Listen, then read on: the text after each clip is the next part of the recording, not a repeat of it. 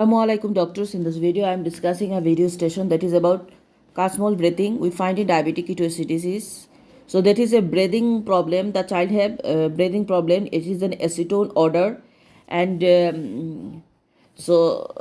we find that child with respirations like that.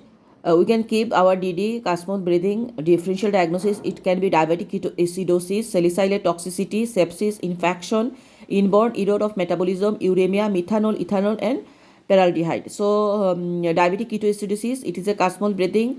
It can be inborn error of metabolism, sepsis, infections, uremia, then salicylate toxicity. What history we ask? Onset, course, and duration. What increase and what decrease? Is it first time or recurrent occur? Altered any consciousness level? What happened before and preceding any illness? Chronic any illness, especially diabetes mellitus compliance and the treatment he was on, previous history of any similar conditions. Any acetone odor from the mouth. Change in the urine amount or smell, measured his blood glucose, blood pressure, polydipsia, weight loss, noisy breathing. Any sign of increased intracranial pressure, diarrhea, abdominal pain and vomiting, history of exposure to COVID, vaccination and allergy, history of drug intake, metabolic disease in the family and psychological problems. So history and OCD, what increase, decrease and first time or recurrent occur. Altered the consciousness level. What happened before, very important, and preceding any illness.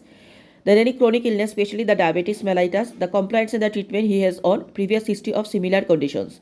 Any acetone odor from the mouth, change in urine amount or smell, measured his blood glucose, blood pressure, polydipsia, weight loss, noisy breathing, any sign of increased intracranial pressures, diarrhea, abdominal pain or vomiting, history of exposure to COVID, vaccination and allergy, history of drug intake, metabolic disease in the family and psychological problems. Examination, we do the AVC, vitals, oxygen saturation, hydration status, and if choked or not, capillary refill time, cold extremities. This is the general condition and consciousness level. ABG, blood glucose is very important. Chest and heart examinations, neurological examination.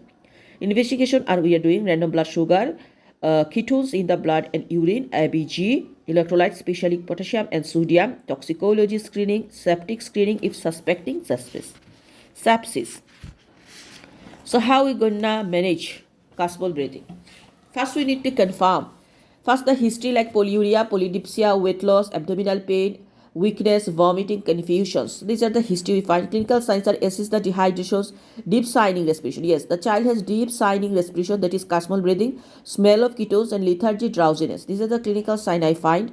Biochemistry, we find elevated blood glucose level more than 11 millimole per liter, acidemia pH less than 7.3, ketone in the blood more than 3 millimole per liter, and take the blood also for electrolyte, urea, perform other investigation if indicated. So confirm the diagnosis of diabetic ketoacidosis, call the senior staff.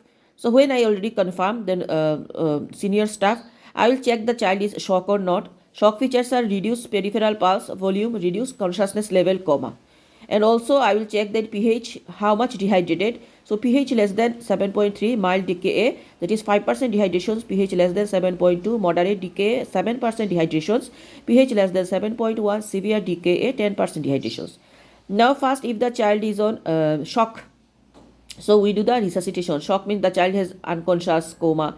Airway plus minus NG tube, breathing 100% oxygen we are giving, circulation we are giving 20 ml per kg, 0.9% sodium chloride repeated 10 ml per kg bolus until the circulation restored, maximum 40 ml per kg dose before discussion with the senior doctor. So we are giving 20 ml per kg first, 0.9 sodium chloride, then 10 ml maximum 40 ml we can give, and oxygen we are giving.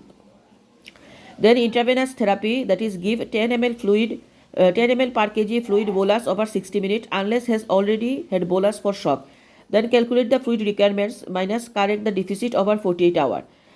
Use 0.9% sodium chloride with 20 millimole potassium chloride in every 500 ml. Check the serum potassium normal and ensure the urine output fast. Insulin 0.5 to 0.1 unit per kg per hour by infusion 1 to 2 hours after starting IV fluid. So how much we are giving insulin? 0.05 to 0.1 ml per kg. Unit per kg. 0.05 to 0.1 per unit per kg on the IV fluid we are giving.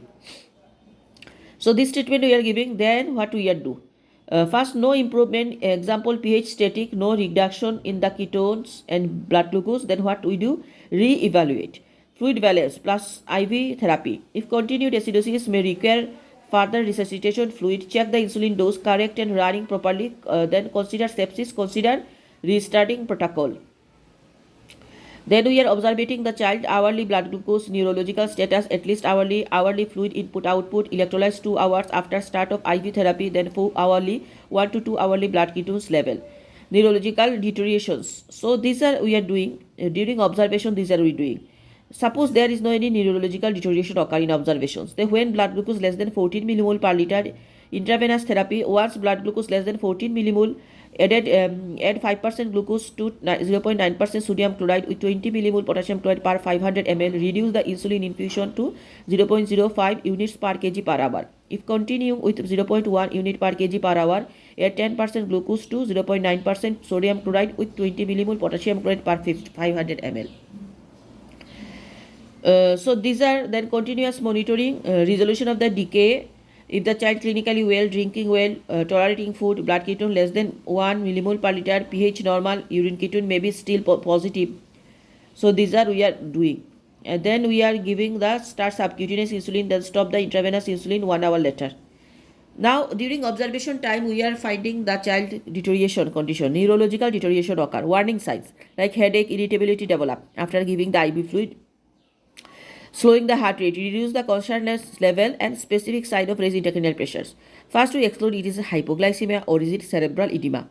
So RBS level we are checking hypoglycemia or cerebral edema. If management cerebral edema occur, give 5 ml per kg 2.7% sodium chloride or mannitol. Remember, mannitol is the treatment of cerebral edema, 0.5 to 1 gram per kg.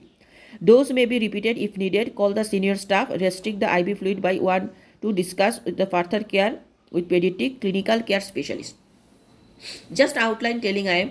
First we are telling the clinical features, we find the clinical signs and the biochemical, and we confirm that it is decay, that is Kussmaul breathing decay. When decay we find, we check that he is on shock or not, shock features and also the pH how much, because dehydration status. If shock we give the 0.9% sodium chloride 20 ml per kg running bolus, then also 10 ml, 10 ml, total 40 ml. So shock we are giving, and we are with the fluid what giving insulin 0.05 to 0.1 unit per kg per hour, 1 to 2 hour we are giving.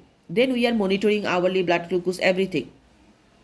If the condition is static, so we re-evaluate, it is sepsis or decay, we need to evaluate. If the condition is improving less than 14, then we are monitoring the child, and until the child is going resolution occur, then we stop the IV insulin, we give the subcutaneous insulin. But the child is deteriorated, neurological deterioration occur, that is like headache, irritability, lost consciousness.